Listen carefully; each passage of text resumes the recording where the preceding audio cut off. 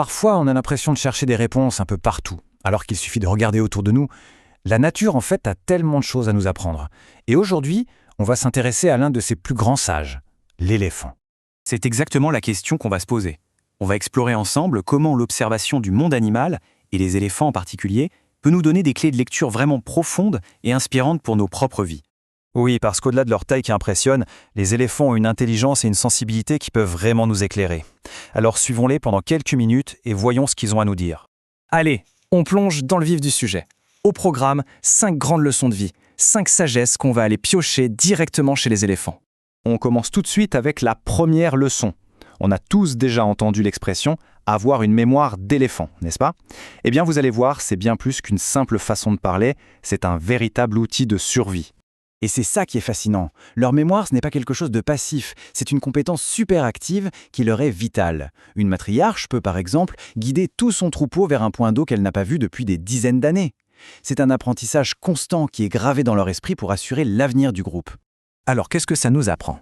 Eh bien que comme eux, on peut cultiver notre mémoire. L'idée, ce n'est pas de ressasser le passé, mais de s'en servir activement, de réfléchir à nos expériences pour construire un avenir un peu plus sage.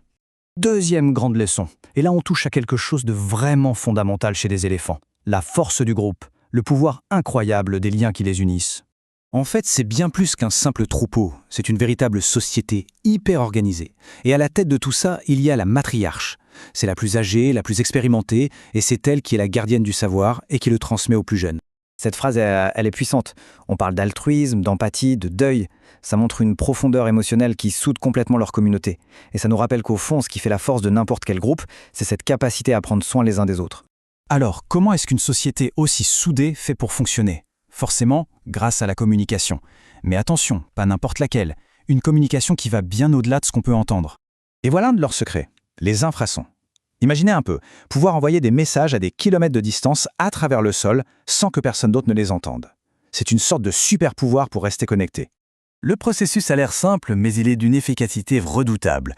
Grâce à ça, tout le troupeau peut se coordonner, rester en sécurité, même sur des territoires immenses. C'est une vraie leçon de cohésion. Évidemment, la vie dans la savane, ce n'est pas toujours un long fleuve tranquille, et ça nous amène à notre quatrième point, leur incroyable capacité de résilience. Et là, c'est important de voir la nuance. La résilience, ce n'est pas juste tenir le coup, passivement, c'est aussi trouver des solutions. Les éléphants ne font pas que subir, ils agissent avec ingéniosité. Et des exemples, il y en a plein. Regardez, un éléphant qui se saisit d'une branche pour s'en faire un chasse-mouche, ou qui va creuser le lit d'une rivière asséchée pour trouver de l'eau. Ce n'est pas juste de l'instinct, c'est de l'intelligence pratique, de l'adaptation en temps réel. Et pour finir, on va prendre un peu de hauteur.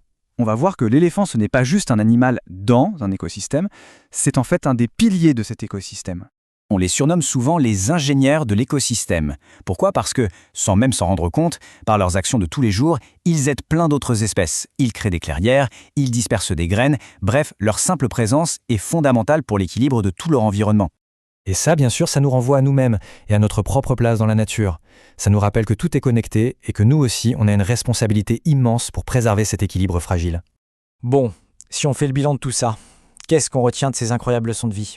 On a vu la mémoire pour guider l'avenir, la force de la famille et de la communauté, l'art de communiquer clairement, la résilience et l'ingéniosité face aux défis, et enfin notre rôle de gardien de notre planète.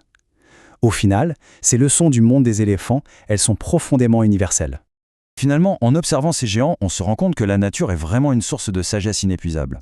Alors la vraie question pour finir, ce n'est pas seulement ce que l'éléphant peut nous apprendre, mais plutôt, parmi toutes ces leçons, laquelle résonne le plus en nous, laquelle on pourrait commencer à intégrer dès aujourd'hui dans notre vie.